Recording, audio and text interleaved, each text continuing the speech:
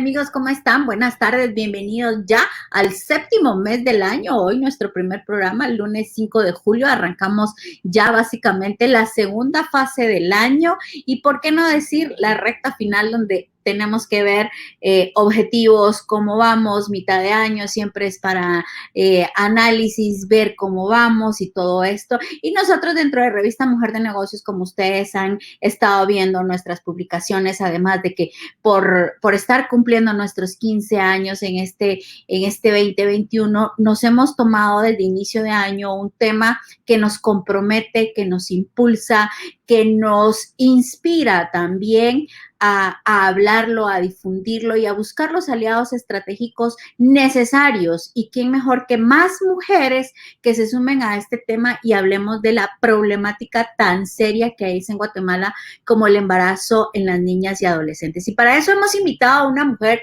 experta en el tema. Ella es Ana Lucía Ramazzini, feminista, maestra de primaria, socióloga con maestría en investigación política, especialista en estudios de género, ganadora de becas para estudios sobre mujeres y desarrollo de políticas de género en diferentes países. Así que le damos la bienvenida a Ana Lucía. Hola, Ana Lucía, linda tarde.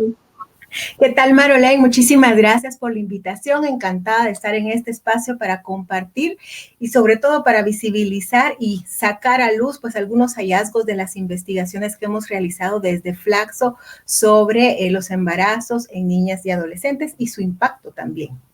A usted muchísimas gracias por haber aceptado nuestra invitación desde el primer momento que la contactamos, Ana Lucía, porque pues hablar de estas estadísticas es necesario, es importante, porque no podemos pensar que en Guatemala vamos a mejorar niveles de educación, vamos a disminuir desnutrición, vamos a mejorar índices de desarrollo, si siguen habiendo tantas niñas embarazadas, tantas niñas violentadas, y según las estadísticas del 1 de enero al 2 de junio de este año, han habido 49.931 niñas embarazadas. Eso quiere decir que han sido 153 días del 2021, que nos da como resultado 326 niñas embarazadas por día.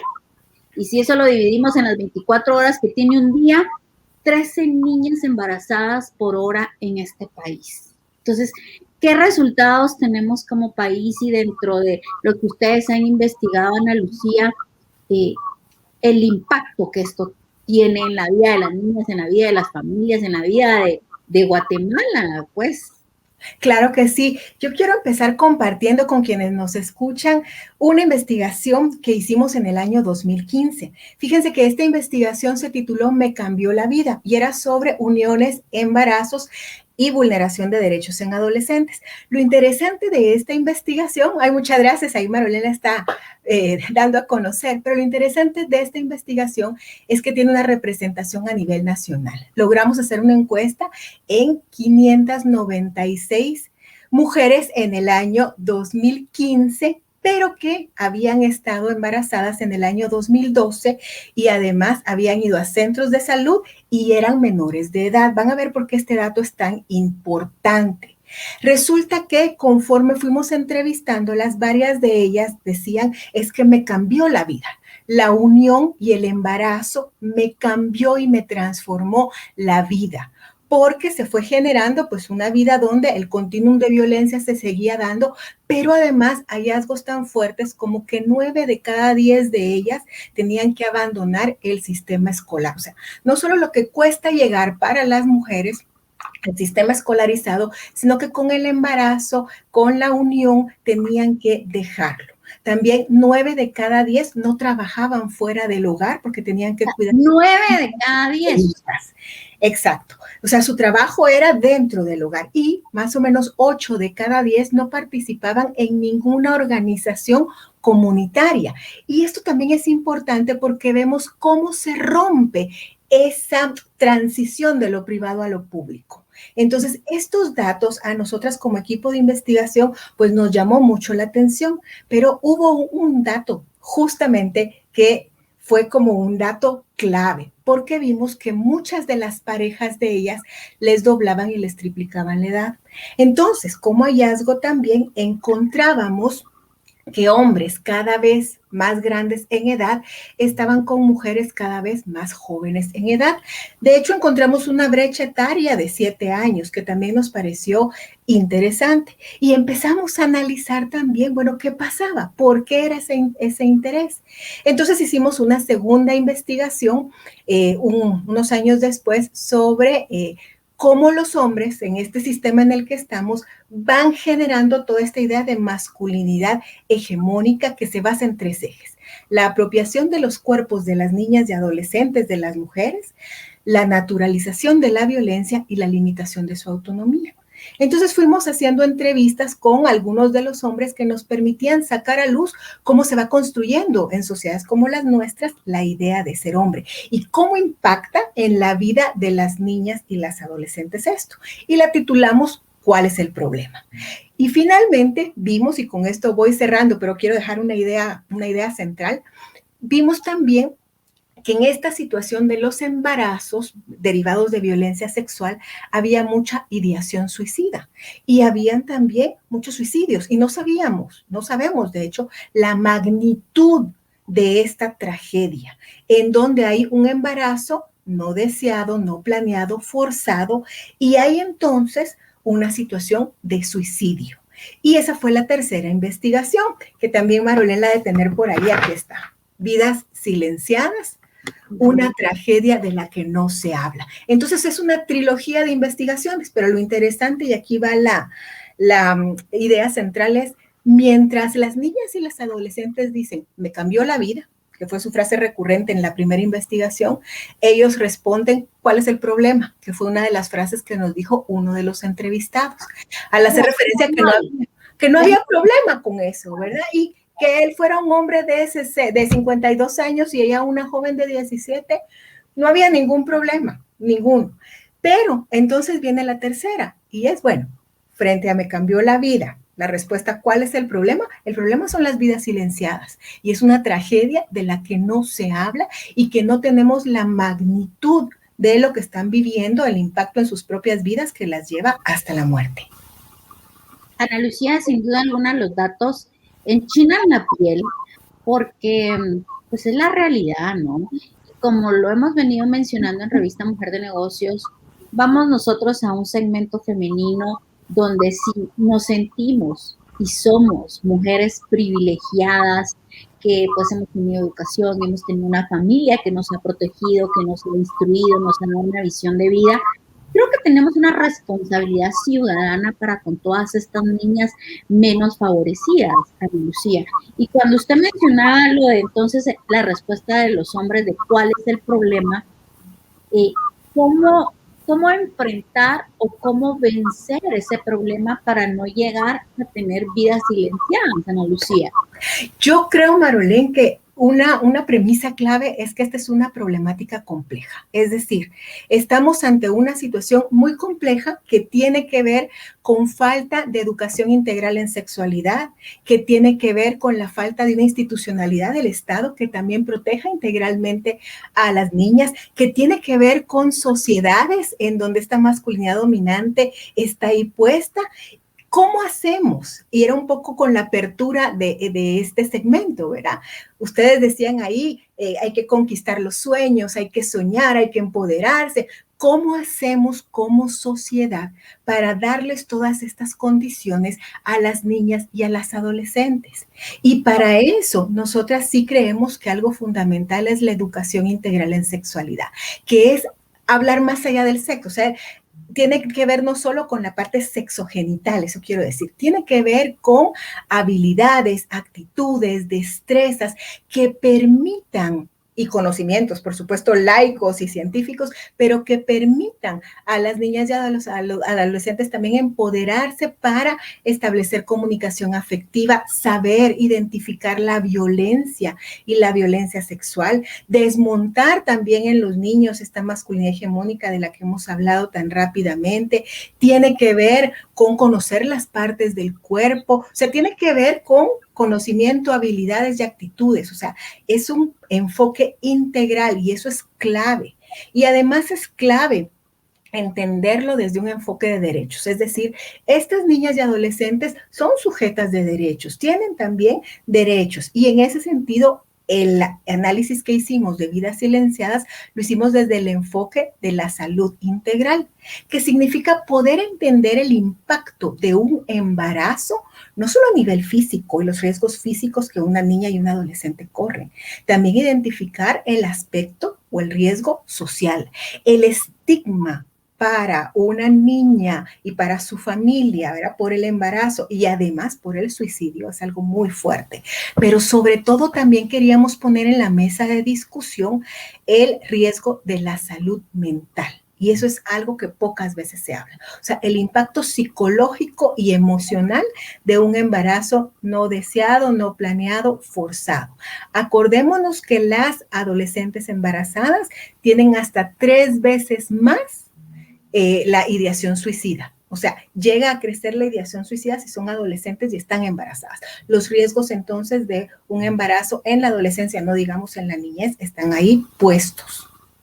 Ana Lucía, toda la información que nos comparte sin duda alguna es sumamente importante. Ahora, usted decía la educación sexual integral, que sin duda alguna es sumamente importante. Ahora, con toda la experiencia que ustedes tienen y las investigaciones que han hecho y que es parte de lo que nosotros estamos tratando de promover, porque pues también estamos conscientes que no es un tema sencillo, es un tema álgido para el que muchos hacen oídos sordos, no quieren ver, no quieren hablarlo, pero ¿en dónde nace o en dónde debiera de nacer realmente la educación sexual integral para ir cambiando paradigmas, para ir cambiando patrones culturales?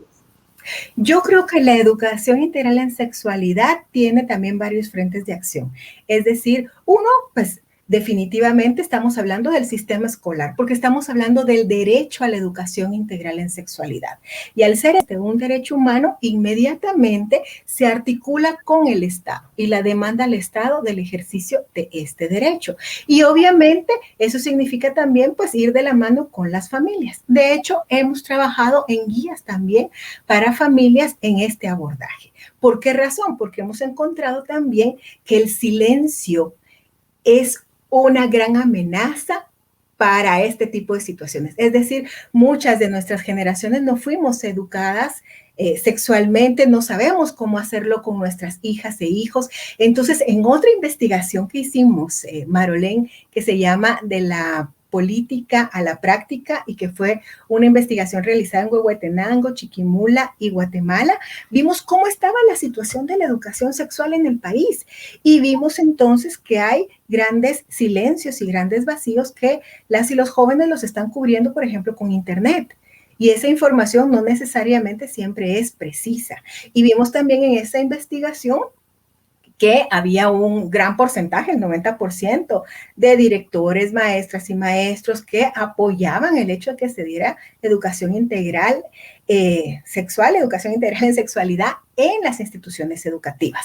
Pero encontramos hallazgos también muy interesantes. Por ejemplo, casi el 10% de los jóvenes entrevistados decían que cuando su amiga, compañera, pareja decía no al sexo, realmente quería decir que sí.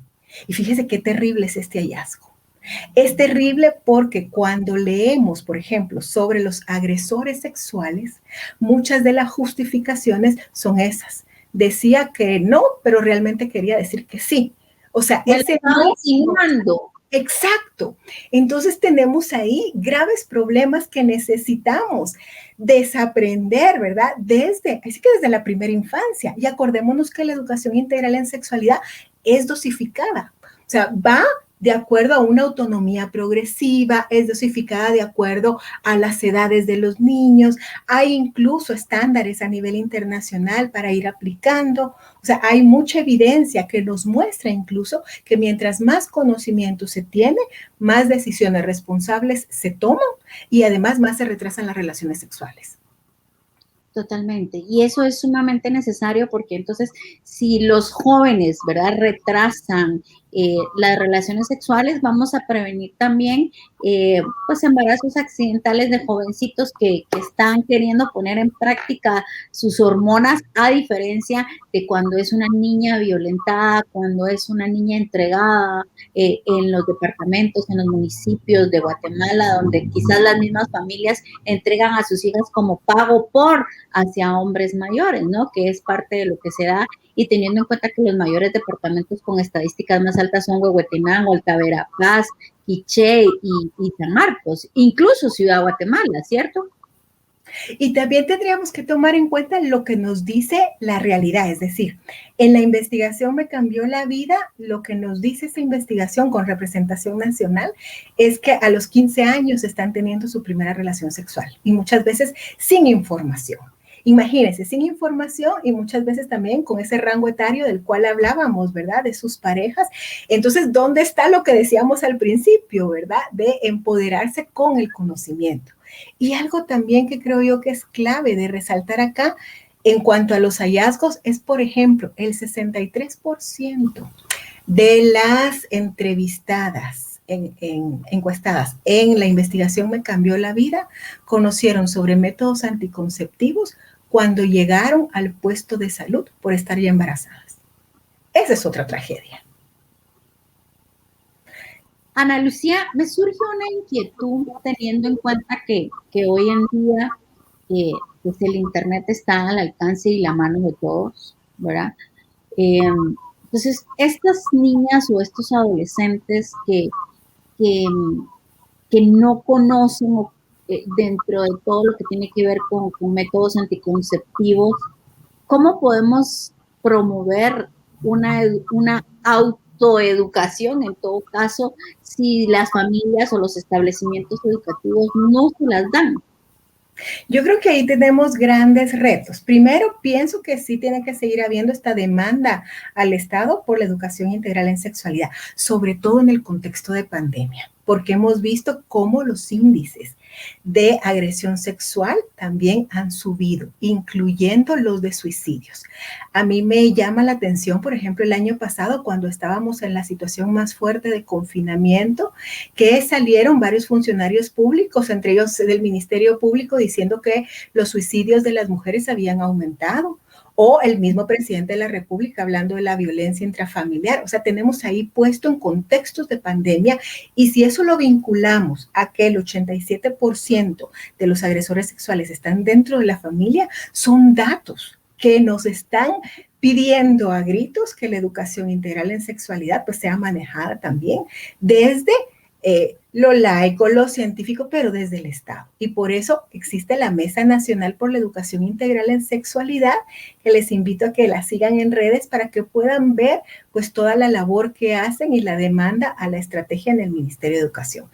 Pero hablábamos que es una problemática pues bastante compleja y que desde esa complejidad se necesita abordar.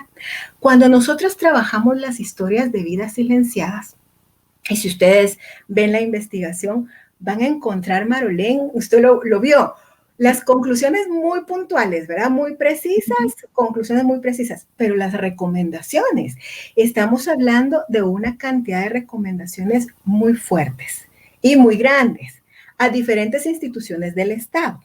Es decir, desde instituciones del Estado como el Ministerio de Educación, el Ministerio de Salud, también, por ejemplo, el MIDES, acordémonos que el MIDES tiene un programa específico que es el programa Vida, que hacen transferencias monetarias condicionadas, ¿verdad? A niñas y adolescentes embarazadas. Pero cuando vemos los datos, y me imagino que son datos que aquí a quienes están en Mujeres de Negocios les llaman la atención, estamos hablando que solo en el 2020 atendió a 164 niñas. ¿De cuántas niñas embarazadas? De casi 50,000 niñas. Y si vemos la canasta básica, que está en un promedio de 6,900 quetzales, el beneficio más alto que recibió una niña fueron 750 quetzales. Así es. Yo estuve en el MIDES justamente investigando sobre ese tema y preguntaba, bueno, ¿cuántas niñas están siendo realmente beneficiadas dentro de este proyecto o están siendo tratadas? Y uno se queda con que el número es mínimo en relación a lo que está sucediendo. Exacto. Entonces, yo creo que hay varias cosas. Uno, ver, ¿verdad? De alguna manera esa institucionalidad del Estado que sí, pues debe garantizar esas condiciones para que las niñas logren sus proyectos de vida. Fíjense que algo que nos llamó la atención en esta investigación de vidas silenciadas es que más del 50% de las niñas y adolescentes de quienes reconstruimos la historia tenían sueños de futuro. Querían ser policías, querían ser maestras, una de ellas quería estudiar ingeniería, otra quería pues dedicarse a tal cosa. No había indicios de ideación suicida previa a la situación del embarazo. Entonces, eso también nos alerta. ¿Por qué? Porque había esta idea de continuar con su vida cuando se dan cuenta que están embarazadas y entonces toman la decisión de suicidarse. Entonces, ahí también varias cosas, Marolén. Necesitamos como sociedad ir desmontando la violencia construida alrededor de los cuerpos de las niñas y las adolescentes. Y es una violencia que está ahí muy fuerte. Desde la primera menstruación, bromear, decir ya te hiciste mujer y entonces ya puede quedar embarazada, ya, o sea, se politiza ese momento en ese sentido, ¿no? Y hay que también politizarlo desde el análisis de lo que implica para algunas de ellas. Luego, la necesidad de el desaprendizaje también es algo clave. El desaprendizaje, ¿por qué? Porque todas esas formas en que nos han enseñado también a cómo tienen que ser los hombres, a cómo tienen que tratar a las mujeres, a cómo tienen que ser las mujeres, también genera impactos fuertes. En una de las entrevistas de la investigación, ¿cuál es el problema? Al preguntarle a uno de los entrevistados, mire, ¿y por qué cree usted que hay tantos embarazos? Tienen revueltas las hormonas y es culpa de ellas porque entonces ellas están atrás de nosotros. O sea, cuando vemos ese tipo de justificaciones y luego encontramos otras justificaciones como cuando entrevistamos en Vidas Silenciadas a una autoridad local y le preguntamos, bueno, y frente a toda la situación de suicidios y de embarazos, ¿qué están haciendo? Y su respuesta fue, y cito, abro comillas y digo, les decimos a las jovencitas que no se embaracen. Estamos viendo cómo la sociedad lo que hace es culpabilizar a las niñas y a las adolescentes de esa problemática que tiene que ver con el sistema. Y ahí hay algo a desaprender muy fuerte y a demandar por otro lado también. Totalmente. Son tantas las aristas que están dentro de esta problemática, Ana Lucía. Y dentro de lo que usted nos mencionaba, me surgen dos cositas. El tiempo nos vuela increíblemente, pero estoy segura que esta es la primera de muchas conversaciones que vamos a tener, Ana Lucía, y de verdad muchas gracias por su compromiso y por su disposición de tiempo para que hablemos de esto. Y uno es, ¿qué impacto ha tenido la mesa que mencionaba en cuanto a los temas que han tratado, las estrategias, las recomendaciones que han presentado a las instituciones? ¿Las han tomado? ¿Están haciendo algo? Y como sociedad, ¿qué podemos hacer para impactar positivamente esta situación? Muchas gracias, Marolén. Desde la mesa, pues por ahí también está una colega, Emma López, viendo desde la mesa.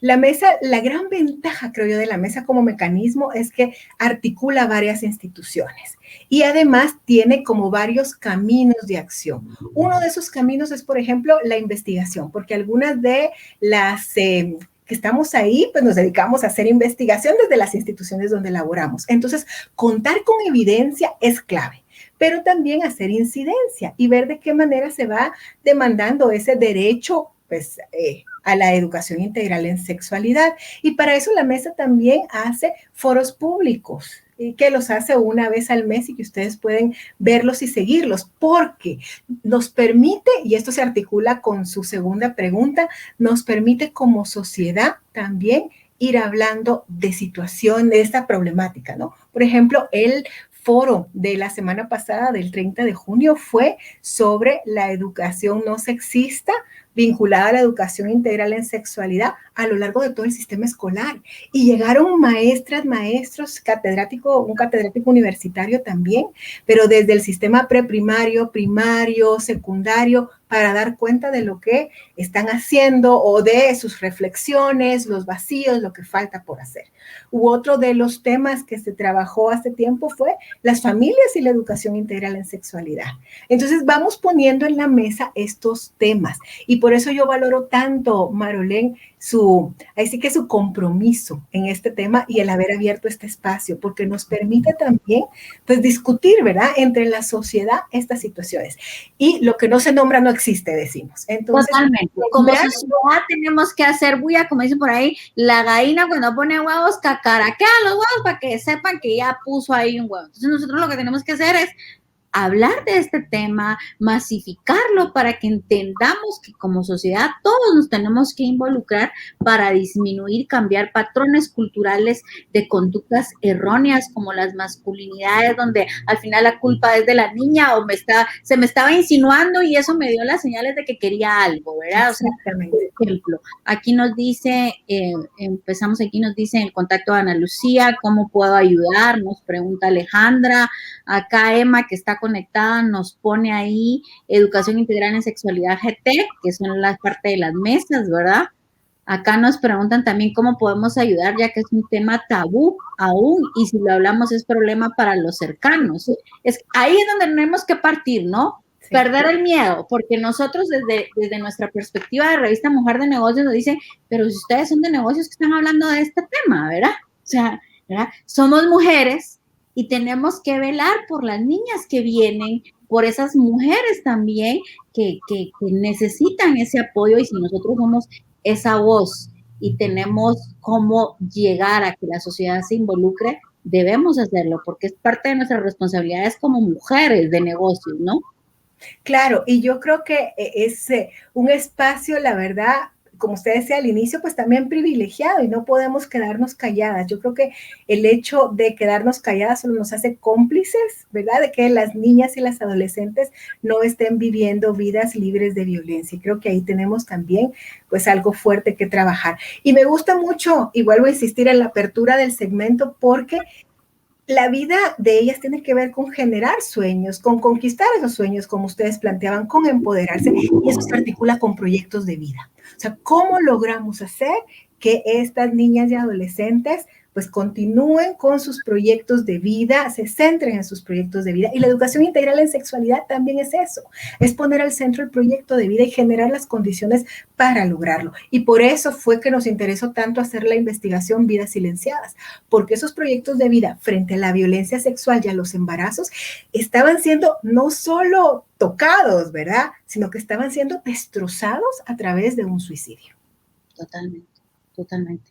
Y todos podemos involucrarnos. A ver, aquí nos dice Alejandra Noriega. Gracias, Alejandra, por estar contactada, comunicada con nosotros, viendo nuestra entrevista y partiendo de una cosa tan sencilla que es involucrarse, es compartir esta entrevista en sus redes sociales, difundirla para que más personas escuchen lo que estamos hablando. Alejandra, gracias, nos dice, es abogada y notaria, quiero ser voluntaria. Creo que el primer voluntariado parte de hablar del tema, de perder el miedo y de buscar esos aliados estratégicos que nos pueden ayudar a difundir este tema. Y eso es lo que buscamos en Revista Mujer de Negocios con nuestra plataforma Hablemos Sin Pajas, porque así le llamamos desde el punto de vista de un lenguaje coloquial, y Hablemos Sin Pajas es justamente de derechos, de educación sexual, de salud, ¿verdad? Y de empoderamiento, porque, ok, la niña lamentablemente ya fue embarazada, ya fue violentada, entonces aún tenemos la oportunidad de rescatarla, de saberla empoderar, de saberla que ella aún puede hacer realidad sus sueños, y cómo a través del empoderamiento. Entonces eso es lo que buscamos a través de nuestra plataforma también, Hablemos Sin Pajas, que asista en nuestras redes sociales, asista a nuestra página web, y ahí es donde vamos a empezar a hacer cosas más interesantes, Ana Lucía, en beneficio de cientos, de miles de niñas que están viendo sus sueños truncados, ¿no? Sus vidas. Y como familia también, muchas veces como madre, no hacemos nada por rescatar a nuestras hijas. Gracias, Marolén. Y yo quisiera, pues, más en sí, verá, que pensar desde esa noción de rescate es verlas como sujetas de derechos. Creo que eso es algo clave, verlas como sujetos de derechos y además vinculadas a generar las condiciones para vidas dignas, y vidas dignas que implica a lo largo de todo el ciclo de su vida, ¿verdad? Desde la niñez, la adolescencia, la juventud. Estamos hablando de que ahí vamos transformando pues este sistema que lo que ha hecho es, sí, no permitir el ejercicio de derechos de las mujeres. Y en este caso, eso es clave, la vida digna y verlas como sujetas. Sin duda alguna. Ana Lucía, teniendo en cuenta que Alejandra nos preguntaba aquí cómo puedo ayudar, cómo puedo ser voluntaria, cómo se pueden involucrar las personas en la mesa técnica o en lo que ustedes ya realizan para de alguna manera, pues sumarnos, ¿no? Claro. E ir impactando positivamente. Gracias, Alejandra. Yo le diría a Alejandra que vale la pena pues estar presente en los foros que se vayan haciendo, ir comentando ahí, pero también la invito a quienes nos escuchan a leer las investigaciones que están puestas y son libres en la página de la Flaxo. Ahí pueden encontrar pues las 4 investigaciones de las que hablamos, porque al final no fueron 3 nada más, son 4. Vidas silenciadas, me cambió la vida, que la tiene por ahí Marolén también. ¿Cuál es el problema? Que es la otra, ¿verdad? Y Vidas silenciadas ya salió la segunda edición. ¿Y saben por qué salió la segunda edición? Porque cada vez que presentábamos la primera, había una niña, bueno, no, una niña, no, una adolescente o una mujer que se nos acercaba y nos decía, esas historias que ustedes están contando ahí es mi historia. Yo fui abusada sexualmente y traté de suicidarme varias veces. Esa es mi historia. O sea, no sabemos aún la problemática y su magnitud porque nos hacen falta también datos y bases de datos. Así que es clave también pues conocer los hallazgos de las investigaciones para ir abriendo el tema y discutiéndolo, como Marolén decía, desde pues los datos y el conocimiento.